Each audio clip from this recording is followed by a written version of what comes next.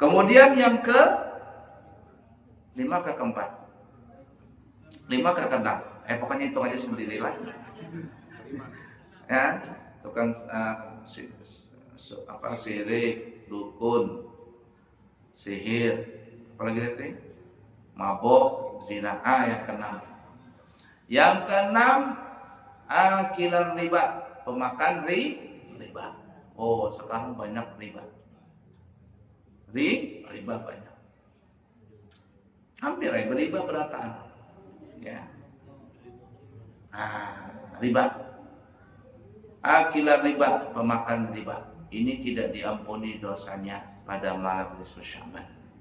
Menghutangi orang tapi berbunga. Ya. Kemudian yang ketujuh,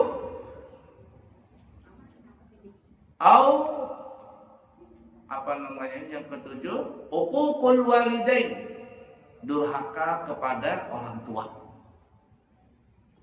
Laki-laki, perempuan, laki-laki bisa durhaka kepada orang tuanya. Kalau perempuan bisa durhaka kepada dua orang. Yang pertama orang tuanya, yang kedua lawan suaminya. Jadi hati-hati bebinian yang durhaka lawan laki itu tidak diampuni pada malam nisfu Sya'ban. Bebinian. Tapi jangan mentang-mentang jadi suami. Kamu banyak dosa ya. Minta maaf sama aku, kata si laki ke bininya. Padahal nang laki juga banyak dosa lawan bini. Cuman istilahnya bukan durhaka. Kada depan laki durhaka lawan bini. Nada. Yang ada zalim lawan bini. Zalim. Memukul bini. Zalim. Kada menafkahi bini. Zalim. Ya. Apalagi banyak kelakuan kita laki yang ini jahat lawan bini. Ada juga orang seperti itu. Apalagi bini dua, selesai itu banyak nang susahnya sudah zalimnya. Bini ditukarkan baju, ditukarkan emas, bini nang Tuhan maka kasihan. Jadi biar nanti hendak melihat di akhirat orang nang kada adil lawan bini adalah orang nang jalannya mereng. Kalau mereka begini, ada yang begini, wah, berarti banyak bininya tuh. Emang kayak kapal nih, kena ombak. Hati-hatilah yang punya orang tua bermaafan. Yang ke-8, 8 sudah. Yang ke-8. Iya kan? 8 adalah qati'ur rahim, memutuskan tali silaturahim. Taulah untuk zaman sekarang ini yang paling cepat untuk memutuskan tali silaturahim itu apa? Hutang. Itu paling cepat memutuskan tali silaturahim. Ketika datang nak berhutang mau hanya memberi maras. Jangan orang banyak mau memberi maras. Nanti ulun sebulan ulun bayar. Berjanji ulun. Sekalinya sudah sebulan kada bayar. Ditagih orangnya hilang, ditelepon kada mengangkat, diblokir lagi nomornya. Anak menagih sarik-sarik, bla bla bla. Nah itu, jadi zaman sekarang ini yang paling cepat untuk memutuskan tali silaturahim itu hutang. Hutang. Makanya kalau hendak nyaman hidup itu jangan hutang, jangan menghutangi orang. Selesai. Nyaman tuh hidup. Jangan berhutang. Jangan menghutangi orang. Jadi kalau kita hendak melakukan sesuatu, biasakan nukar cash. Ini berkredit berataan, mobil berkredit, motor berkredit, rumah berkredit. Sampai berkawinan berkredit. Berkredit kan sekarang ada itu dasar yang itu yang tempat dekor berkredit. La ilaha illallah. Untung mahal kada berkredit. Saya terima nikahnya Fulana binti Fulan dengan mahar hutang kredit katanya. Sumpah naik. Tapi ada yang begitu, kredit ada. Maharnya 100 juta umpama, berkredit bayarnya. Berkredit. Paksa malam pertama berkredit juga. La ilaha illallah. Naqatil rahim. Banyak dia, gara-gara duit itu banyak orang memutuskan tali silaturahim. Lawan ding sanak, lihat aja. Ding sanak lawan ding sanak berkelahi gara-gara duit warisan. Pokoknya ujung-ujung duit. Antara kawal dengan kawal berkelahi waris masalah duit. Pejabat dengan pejabat berkelahi duit.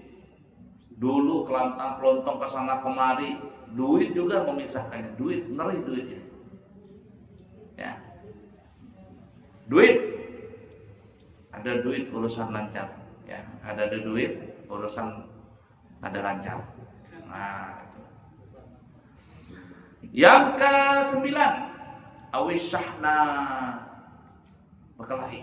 Kalau qati'ur rahim perang dingin, kalau syahna ini perang panas berkelahi. Zaman sekarang kita ngeri melihat ya. Cuman masalah sepele berbunuh-bunuhan. Ini tadi baru-baru inilah. Baru-baru di media sosial di daerah Banjarmasin dalam pagar mati bertimpa sama orang. Baru kita tahu di Banjarmasin ulamanya banyak. Baru-baru lah udah sampai seminggu, baru berapa hari itu orang pembunuhan di mana dekat rumah sakit umum situ. Nah, ngeri zaman sekarang. Malam apa tuh orang berkelahi di kekanakan di mana namanya itu? Apa yang di lapak situ? Dekat Masjid Al-Munawwar itu. Tauran. Ngeri. Pokoknya ngeri zaman sekarang ini. Nyawa itu murah sekali. Gara-gara sepele saja bisa pembunuhan dan sebagainya. Ini perang panas ini. Ya, apalagi musim politik. Kalau sudah musim politik, laki bini aja bisa berkelahi. Kenapa? Berbeda capres dan cawapres. Ada kuliah. Kemudian yang ke-10, awin nama pengadu domba. Provokator. Ini banyak nih zaman sekarang juga. Ya, pengadu domba, provokator. Suka manas-manasin orang supaya berkelahi. Makanya kita ini harus hati-hati. Kalau mendengar sesuatu atau membaca sesuatu, jangan langsung ikut nimbrung di situ, jangan. Dan orang kita ini terus terang ya, warga plus 62 ini terpancing sedikit saja langsung. Padahal belum tentu itu berita benar. SDM kita ini rendah sekali. Ya, ada orang mengaku terzalimi jadi korban. Langsung dia ngadu sama masyarakat. Masyarakat langsung nyerbu. Padahal yang mengaku korban, dia adalah pelakunya. Nah, itu banyak itu mengaku korban padahal dia pelakunya. Banyak itu di media sosial, hati-hati. Ya, ini yang baru-baru kemarin orang berjual es apa namanya itu? Es gabus. Dengar berita habis ditamparinya dia, kasihannya. Nah, oleh karena itu kata ulama, kenapa ya Allah menciptakan dua telinga, Allah menciptakan dua mata, tapi ketika mulut Allah menciptakan cuma satu mulut. Hikmahnya itu kata ulama, kalau kita mendengar sesuatu, mendengar kedua-duanya. Jangan mendengar sebelah aja, lalu umpat-umpatan, salah. Dengar kedua belah pihak. Kalau mau nyaman, kada usah dengar. Ada orang berkelahi, ngapain ngurusin? Tutup telinga sekalian. Tapi kalau terdengar juga, jangan mendengar sebelah juga. Mendengar kedua belah pihak. Nah, baru kita paham. Kalau sudah paham, jangan umpat-umpatan. Nyaman beranai seorang. Atau kada mendengar sama sekali. Begitu juga mata.